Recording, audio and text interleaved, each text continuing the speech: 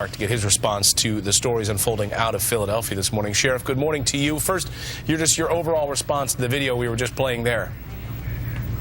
Well, you know, somebody asked if we're going to have to put up this for the next 4 years. Not if the police take a more assertive stance against this sort of thing. And I'm not talking about the officers on the street. I'm talking about the orders that they're getting from police executives who have this hold the line, this bend but don't break. We saw it at Cal. This stuff is disastrous. It's going to get cops hurt. It's going to get cops killed. I want to see the cops advancing on this situation. And as soon as the first fire is started, as soon as the first brick or rock or battery is thrown at an officer or vandalism starts to occur, I want to see the police advancing and dispersing the crowd. It is unreasonable for us to determine who are the peaceful protesters versus the resistors. This is a resistance movement. That's all this is. See, under protests, under the First Amendment, people accept the underlying premise that the government has the legal authority to do what they're doing, but they think it's the wrong policy to pursue. Under resistance, they try to block the government's lawful authority to carry out the policies that have been set forth by either Congress or the courts or the President of the United States. Sheriff, why are the police already not taking a stronger stance? Is this a local decision with police chief deciding when they want to intervene or not and giving in to protesters or not? Or is this something that can be directed to take a stronger stance?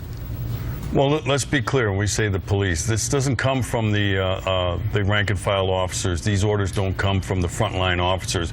They come from the police administrators. And on some of these cities, not all of them, but most of them, they're under the orders of the mayor to, you know, hold the line, to sit on their hands, so on and so forth. You cannot put cops in this dangerous situation without the ability to be successful in a mission, and part of that mission is the protection of life and property, including their own. I'll give you an example. We had a large illegal immigration demonstration in Milwaukee County just last week. Thousands of people showed up.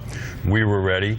I gave the orders under the directed patrol mission that the first sign of problem, we were going to disperse the crowd. I gave them the authority to use tear gas if necessary, to use rubber bullets, bean bags, once the confrontation, not the protest itself, not the demonstration itself, but as soon as one person, and it's unreasonable for me in a crowd of thousands to pick out who that one person was that threw that rock or who set that fire, and so everybody has to be dispersed.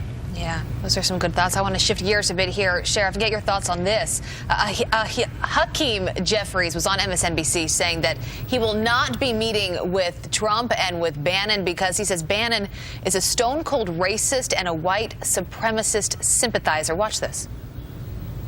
Steve Bannon, however, should not be in the room. Why not? Well, listen, he's a stone-cold racist and a white supremacist sympathizer. It'd be hard for me to participate in any meeting with Steve Bannon that normalizes his presence in the White House. Is this really where we are? What is your reaction to that? Well, first of all, Jeffries doesn't get to decide who should be at the meeting in the White House. President Trump will decide that. I think Jeffries is a stone-cold goof who shouldn't be in Congress. How about that? But the voters in his district decided he should, and that's fine, so I'll accept that. So he has to accept whoever President Donald Trump wants in that meeting. All Jeffries is doing is stoking up animosity. I know Steve Bannon. I've met Steve Bannon. Steve Bannon is a good man. Steve Bannon is an honest man. He's a fair individual. And I'm actually appalled that these individuals continue to play the race card against this administration when nothing. They tried it with Donald Trump. It didn't work, and now they're going to continue to do this. But Steve Bannon is a good man. It's up to Donald Trump, President Donald Trump, who he wants in those meetings. Sheriff, you heard the other day at the press conference the president saying, look, I tried to meet with the Congressional Black Caucus, but they canceled the meeting. Were you surprised by that?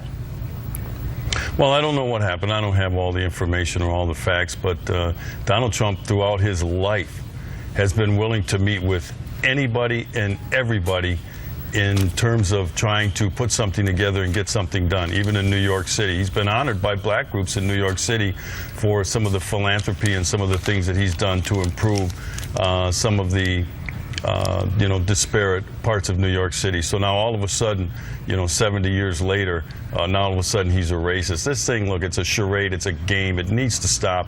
But even if it doesn't stop, Donald Trump should continue to move forward. President Trump, I'm sorry, should continue to move forward with his agenda to make America great again.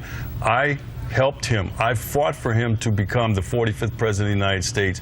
Now we got that done, but now the real work and the real fight begins pursuing his agenda. And I've made it very clear, I'm going to do everything I can to help Donald Trump make America safe again and make America great again. And my role that I play as a law enforcement executive really has to do with criminal illegal aliens, the 287G program, the deportation of criminal illegal aliens. The last number I saw, nearly 300,000 criminal illegals that have been convicted of crimes in the United States that are here.